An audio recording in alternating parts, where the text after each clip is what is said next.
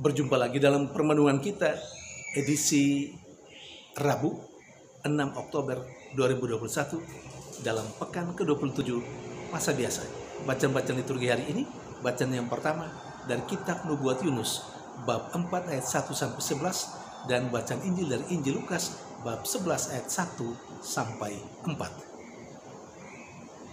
Bacaan pertama hari ini di satu sisi berbicara tentang Allah yang berbelas kasih kepada kota Ninive dan penghuninya, namun di sisi lain digambarkan ternyata Nabi Yunus marah kepada Allah yang pada akhirnya berbelas kasih kepada orang-orang Ninive. Konkretnya, Allah sudah mempunyai rencana untuk menghancurkan kota Ninive dan para penghuninya karena mereka melakukan dosa di hadapan Allah.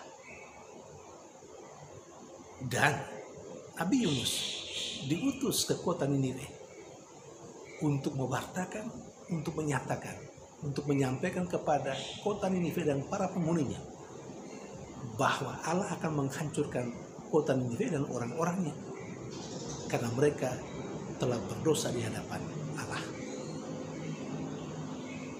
Namun ketika Allah membatalkan rencana penghancuran kota Ninive dan orang-orangnya, Nabi Yunus malah marah kepada Tuhan.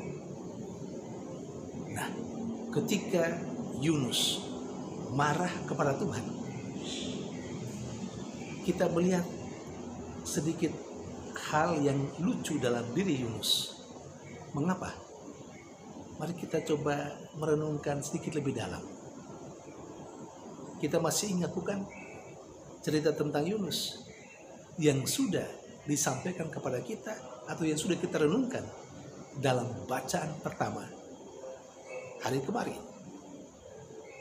atau 2 hari lalu, di mana Yunus akhirnya dibuang ke laut dan atas perkenanan Allah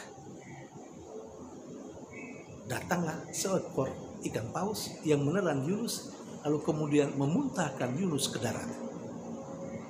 Itu sesungguhnya kebaikan dan belas kasihan Allah atas Yunus yang melarikan diri dari hadapan Tuhan yang mau mengutusnya ke kota Ninive. Rupanya Yunus lupa bahwa apa yang dia alami, dia ditelan oleh seekor ikan paus lalu kemudian dimuntahkan ke darat, itu merupakan kebaikan Allah atas hidupnya, atas dirinya. Tapi ketika Yunus menyaksikan bahwa Allah membatalkan rencana penghancuran atas kota Ninive dan orang-orangnya, Yunus malah marah. Seakan Yunus mau bahwa kebaikan dan belas kasihan Tuhan cukup untuk dirinya, jangan untuk kota Ninive dan orang-orangnya. Atau mungkin Yunus lupa, tidak menyadari bahwa dia pernah mengalami kebaikan dan belas kasihan Allah. Seharusnya kalau dia menyadari itu, dia tidak perlu marah kalau Allah juga berlaku sama, menunjukkan belas kasihannya kepada kota Ninive dan para penghuninya. Saudari dan saudara yang terkasih, sikap seperti Yunus bisa saja ada dalam diri kita. Kita terkadang atau mungkin banyak kali mau supaya Allah itu berbelas kasihan kepada kita. Allah itu menunjukkan kebaikannya kepada kita. Dan kita lalu kemudian marah atau tidak suka dengan Allah kalau Allah melakukan hal yang sama kepada orang lain yang ada di sekitar kita, seperti Allah melakukannya, memberikan kebaikannya kepada kita. Kita seakan mau supaya Allah dengan segala belas kasihan dan kebaikannya hanya khusus untuk kita dan jangan kepada orang lain. orang lain, biarlah Allah menghancurkan mereka. Tapi kepada kita mengharapkan kebaikan dan belas kasihan terjadi atas kita. Kita menjadi kurang adil, entah karena kita lupa akan kebaikan Allah, atau karena kekerdilan, kepicikan pemikiran kita mau memburu, membelenggu Allah sesuai dengan pikiran kita dan harapan kita.